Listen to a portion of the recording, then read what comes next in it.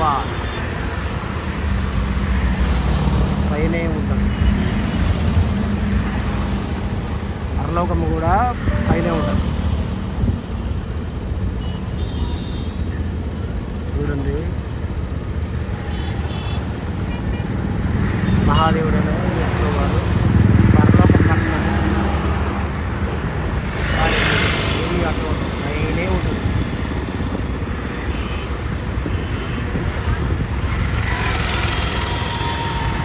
పరలోకం అనేది రెండవ మరణంలో మనకి తెలుస్తుంది.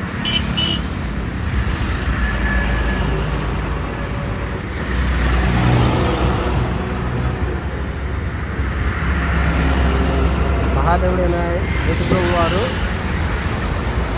ఆయన అక్కడ సియోను పురంలో ఉంటారు, ఆ పరలోకంలో ఉంటారు. మనం కూడా పైన సిగ్నల్ ఉంటుంది. పరలోకం మార్గం అనేది చాలా చాలా మంచిది. రెండవ మరణంలో అందరూ చూస్తారు ఆ దారి, పరలోకం దారి అనేది అందరూ చూస్తారు. కనుక అది చాలా చాలా పైన ఉంటుంది.